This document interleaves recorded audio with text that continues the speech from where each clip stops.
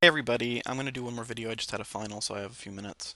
Um, First, I'm going to take the opportunity to talk about where this channel is heading for the few of you that actually watch my videos. I had to make a decision about what I wanted, and my choice is probably not going to be the best in terms of my view ratings or how many people I get, but I think it's the best in terms of actually helping people improve that want to improve. The most popular types of videos are opening videos, and I really don't think that's helpful for people. I mean, you can't really learn an opening on YouTube. I mean, I'm sorry to burst people's bubbles, but um, it takes work to do openings. You have to like work on your own and go through games, and it's not that kind of it's hard to chunk it unless you have like hours and hours and hours, and even so, it's hard.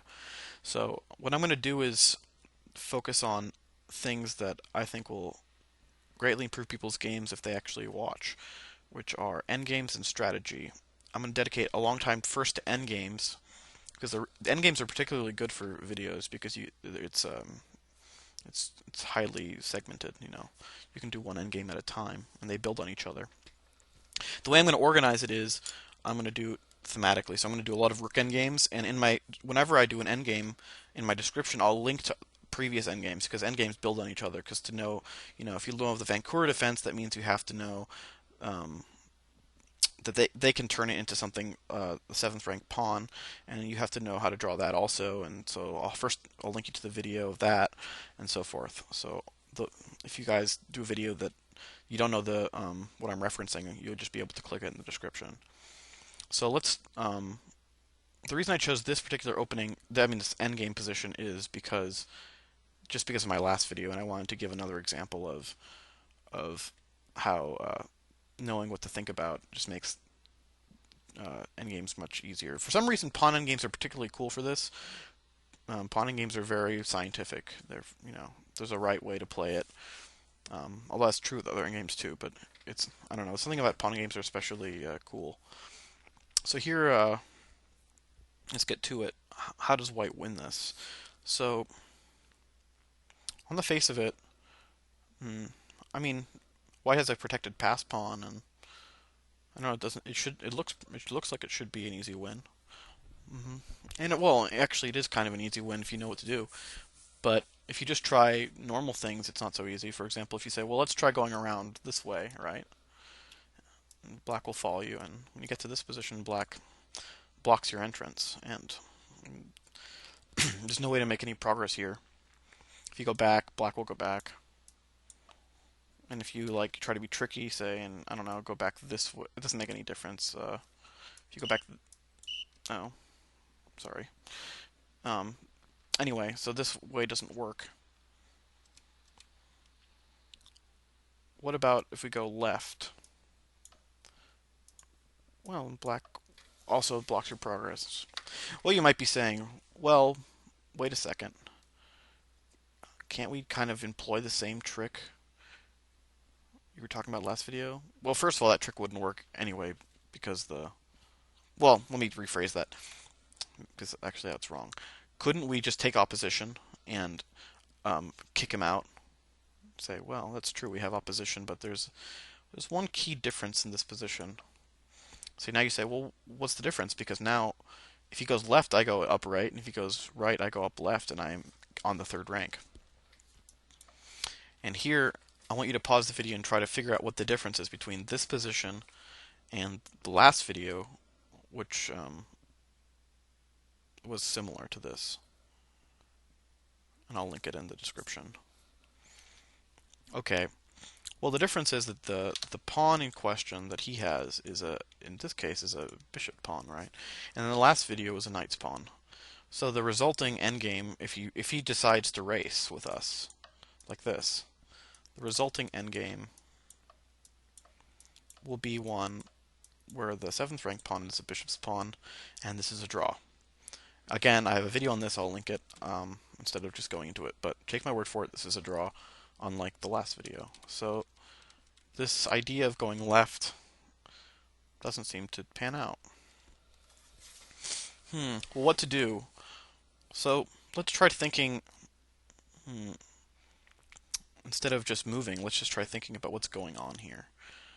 It seems that black is hanging on by the skin of his teeth. He's barely stopping us in both directions. So let's start outlining that. Whenever I come here with white, black has to respond immediately with king g5. Obviously king h5 also, but he doesn't have time to get to h5. So this square and this square correspond. When white jumps on green, black jumps on green. Okay. Similarly, when white jumps on yellow, black has to jump on yellow. I can show you. I mean, you can take my word for it. Um, that if just take my word for it, you can play it out yourself. If black is even one turn behind, white will get up the board in both either direction and promote. So black has to jump on the square color when we do. So yellow, yellow, green, green. There's another piece of information which is when we go to this square, we're threatening to go to green, so he has to be able to the next turn jump to green. And since he can't go to f5, he's only got one path, one road. So that means that when we jump on red, he has to jump on red. Now, looking at this information, this is kind of like a mathematical puzzle as opposed to chess. Pause the video and try to figure out what is different between black's um, position and white's position. Does white have any resource that black doesn't have? Okay, I'm gonna just get into it. The difference is white has two different squares from which he can hop onto yellow and green. This kind of feels like a kid's game, you know. F1 and F2, um, they're both one square away from both yellow and red. Black, by contrast, has only one square where he can get to yellow and red. So white can kind of just wait and say, okay, um, I'm gonna redo these. This was yellow, this was green, and this was red. Okay, choose your poison. You know, what would black like to do here? He'd like to say, I pass, your turn. But he can't. He has to make a move. He has to choose a direction. In a sense, black has a really narrow road, and white has kind of a wider road. So he kind of just waits in the same place for black to, you know, it's like you're being followed by someone. Well, I'm not going to make the analogy because it's probably going to fail. But okay, so let's say he goes, I don't know, left. Well, now, remember, we hop on red, and he can't hop on red. He's too far behind. And, you know, actually, this is probably the best move. King h4. Actually, it doesn't matter. Either way, king g4 is also easy. Say like this, and let's picking this up. Well, what if he goes right?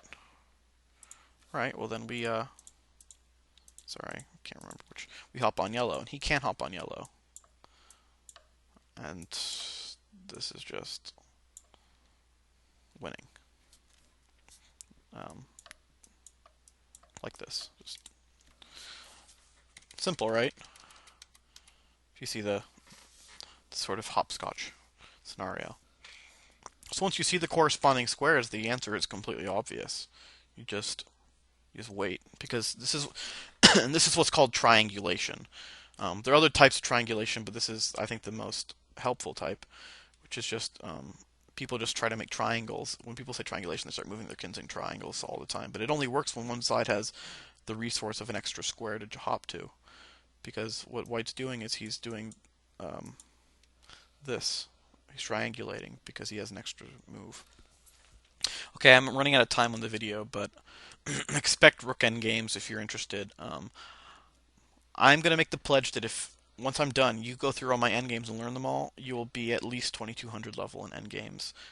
You'd be surprised at how helpful it can be. So, alright, thanks.